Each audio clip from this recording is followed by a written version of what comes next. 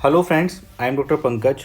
देखिए, नीट का जो एग्ज़ाम है अब बहुत ही नज़दीक आ गया है। तो अब हमने सोचा कि हम कुछ ऐसी वीडियोस बनाएंगे जिसमें हम मोस्ट इम्पॉर्टेंट एमसीक्यूज़ बताएंगे, जिसके कि नीट में आने के चांसेस काफ़ी ज़्यादा हैं और जो प्रीवियस ईयर्स में काफ़ी टाइम आ भी चुके हैं।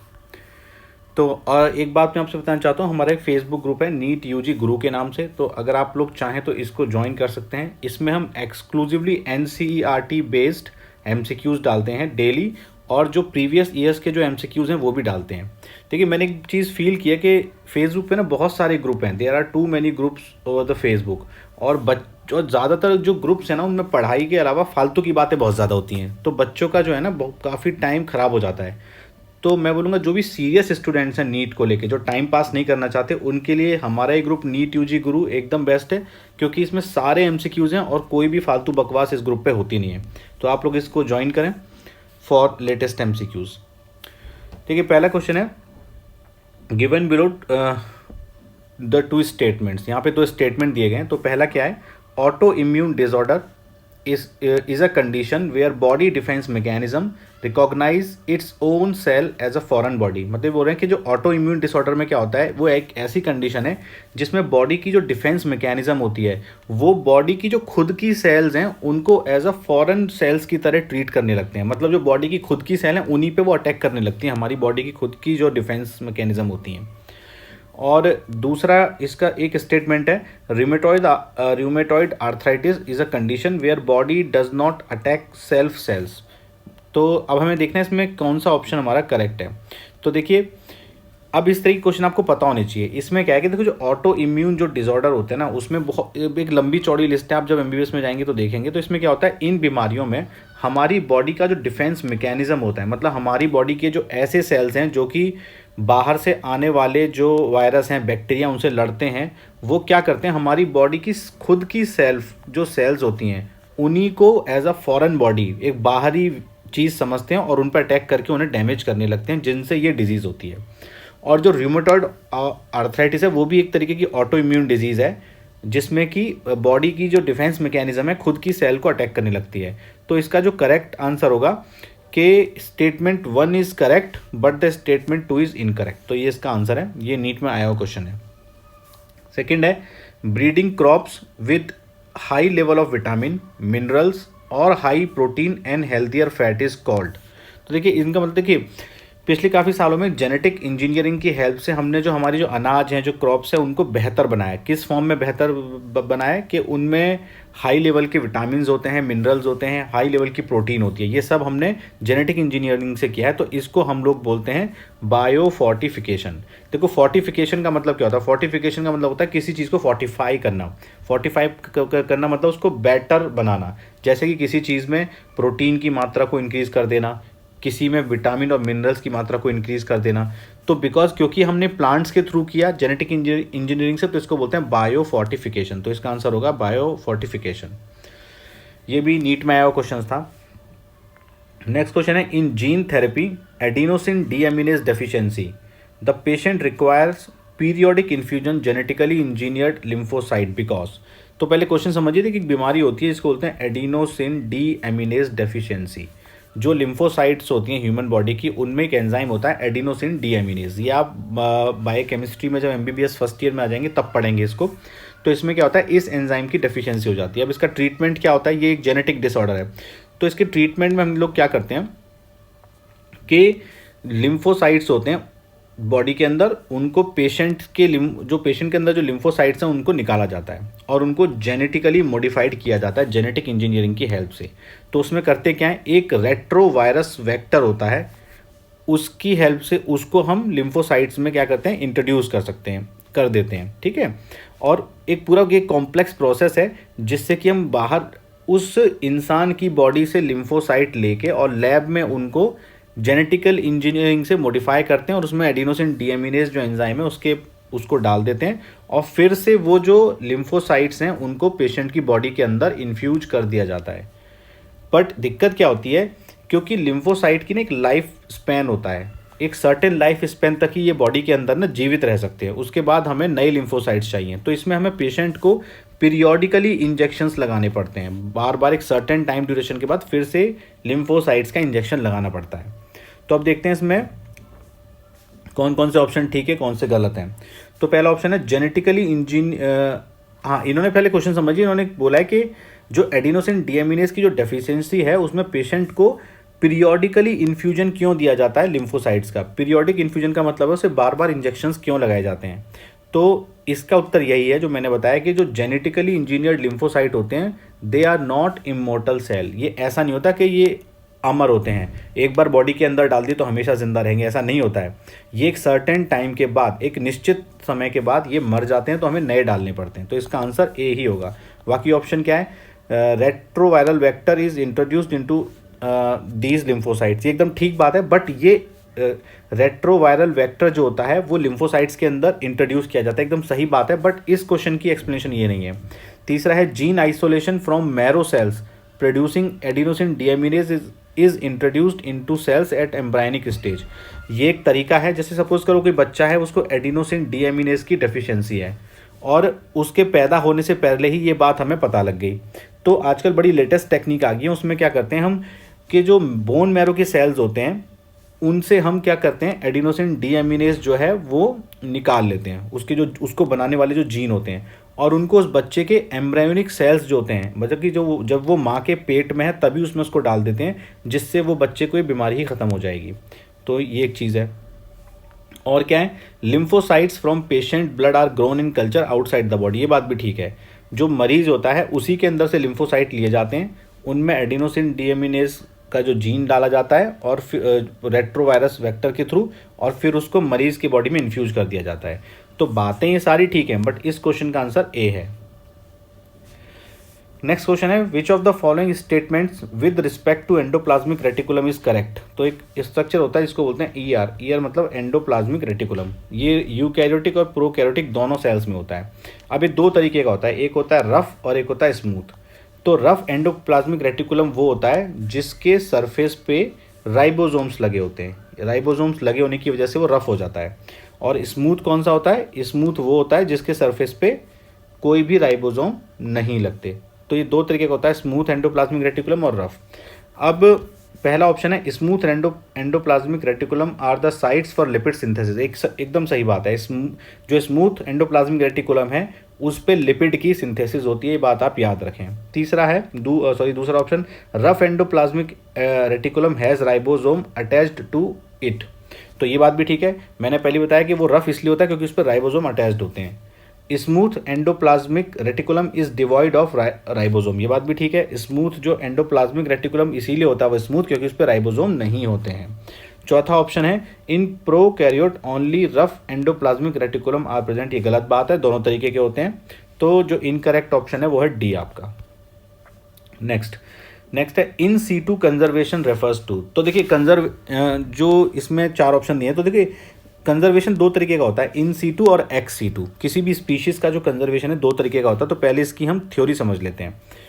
तो कंजर्वेशन जो प्रोसेस है वो क्या है, तो वो क्यों किया गया, वो किया गया प्रोटेक्टिंग प्लांट्स और एनिमल इंक्लूडिंग देयर हैबिटेट। मतलब कि हम कंजर्वेशन करते हैं जिससे कि प्लांट और एनिमल्स की जो स्पीशीज़ हैं उनके हैबिटेट के साथ, हैबिटेट मतलब जहाँ पे वो रहते हैं, जैसे कि फॉरेस्ट हो गया, तो उसके साथ सबको प्रिजर्व करना। तो प्रिजर्वेशन कैसा होता है, एक होता है इन सीटू एक्स सीटू। तो एक्स सीटू प्रिजर्वेशन का मतलब क्या होता है, एक्स सीटू का मतलब उनके हैबिटेट के बाहर, ठीक है। मतलब इसमें हम क्या करते हैं, इसमें हम प्रोटेक्शन करते हैं स्पीशीज़ का आउटसाइड देयर नेचुरल हैबिटेट, मतलब कि जहाँ वो जनरली पाए जाते हैं उससे बाहर। जैसे कि आपने देखा होगा कि जो जू होते हैं, जो चिड़ियाघर होते हैं, उनमें काफ़ी सारे जानवर लेके आए जाते हैं, पर वो जैसे दिल्ली का चिड़ियाघर है, अब वहाँ पे काफ़ी सारे जानवर हैं, बट वो जानवर दिल्ली में नहीं पाए जाते हैं, उनको बस लाया गया है दिल्ली के अंदर। दूसरा एक्वेरियम के अंदर बहुत सारी फिशेज़ रखी जाती हैं, बट वो फिशेज़, अब वो एक्वेरियम दिल्ली में भी हो सकता है, बट वो फिश रहती थी समुद्र में कहीं केरला में, तो उसको वहाँ से लेके यहाँ पे आ गए। उसके बाद बोटैनिकल गार्डन्स में क्या होता है, बहुत सारे प्लांट स्पीसीज लाई जाती हैं दूसरी जगह से जो वहाँ पे रखी जाती हैं। मतलब कि एक्स सीटू मतलब उनके जो हैबिटेट है उससे बाहर कहीं पे उनको प्रोटेक्ट करना। एक होता है इन सीटू कंजर्वेशन का मतलब कोई प्लांट या एनिमल जहाँ रहते हैं वहीं पे उन्हें प्रोटेक्ट करना पूरे के पूरे हैबिटेट के साथ। जिसका एग्जांपल आप कभी कभी वाइल्ड लाइफ सेंचुरीज गए होंगे, नेशनल पार्क, जैसे जिम कॉर्बेट नेशनल पार्क है, जो टाइगर रिजर्व है, राजाजी टाइगर रिजर्व है, तो वहाँ पे टाइगर्स को उन्हीं के हैबिटेट में प्रिजर्व किया गया है। तो अब देखते हैं इसका आंसर क्या होगा। तो in situ conservation refers to conservation only extinct species, नहीं ऐसा नहीं है, protect and conserve the whole ecosystem, ये एकदम करेक्ट ऑप्शन है। इन सीटू कंजर्वेशन में हम प्रोटेक्ट करते हैं स्पीशीज को, उसके साथ साथ पूरे हैबिटेट को, इकोसिस्टम को। ओके, तो ये इसका करेक्ट आंसर है, आपके टिप पे होना चाहिए। Conserve only high risk species, conserve only endanger, ऐसा नहीं है, काफ़ी सारी स्पीशीज को हम लोग कंजर्व करते हैं इन सीटू कंजर्वेशन में। नेक्स्ट है आपका, नेक्स्ट नीचे दो स्टेटमेंट दिए गए वो पढ़ने हैं हमें। तो पहला स्टेटमेंट है restriction endonuclease recognize specific sequence to cut DNA known as palindromic nucleotide sequence. इनका बोलना है कि जो एक रिस्ट्रिक्शन एंडोन्यूक्लियस एंजाइम होता है जो डीएनए को काटने के काम आता है, ये डीएनए को कहाँ काटता है, कुछ स्पेसिफिक साइट होती हैं जिनको बोलते हैं पैलिंड्रोमिक न्यूक्लियोटाइड सीक्वेंस, वहाँ काटता है। तो ये बात एकदम ठीक है, ऐसा ही होता है। दूसरा ऑप्शन है restriction endonuclease cut the DNA strand a little away from the centre of the palindromic site. मतलब कि जो रिस्ट्रिक्शन एंडोन्यूक्लियस है वो डीएनए को जो पैलिंड्रोमिक साइट का जो सेंटर है उस सेंटर से ना काट के थोड़ा सा पेरीफेरी से काटता है। ये भी बात एकदम ठीक है, तो ये दोनों ही स्टेटमेंट करेक्ट है।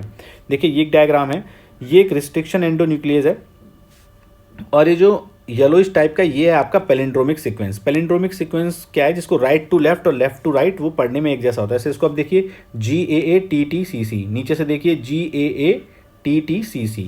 तो ये और रिस्ट्रिक्शन एंडोन्यूक्लियस देखिए इसको कहाँ काटता है, बिल्कुल सेंटर पे नहीं काटा उसने थोड़ा बाहर की तरफ काटा है यहाँ पे। तो इस तरीके से इसके दो फ्रेगमेंट बन जाते हैं, ये बन जाता है और दूसरा ये। तो रिस्ट्रिक्शन एंडोन्यूक्लियस डीएनए को पैलिंड्रोमिक सीक्वेंस पे काटता है और जो सेंटर है पैलिंड्रोमिक सीक्वेंस का उससे थोड़ा अलग काटता है। नेक्स्ट क्वेश्चन है detritivores break down detritus into smaller particle, this process is called. तो डेट्रीवोर्स जो होते हैं वो डेट्राइटस जो होती है उसको स्मॉलर पार्टिकल में बांट देते हैं। इस प्रोसेस को हम लोग बोलते हैं फ्रेगमेंटेशन, इसको फ्रेगमेंटेशन बोलते हैं। इसका कभी भी आंसर आप डिकम्पोजिशन मत लगा देना, बहुत सारे बच्चे डिकम्पोजिशन लगा देते हैं।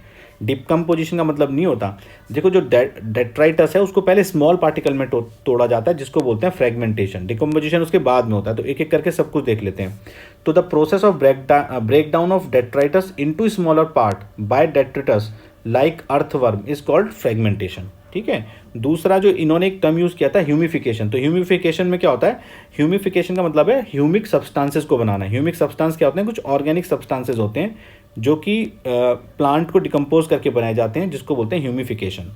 नेक्स्ट है आपका डिकम्पोजिशन।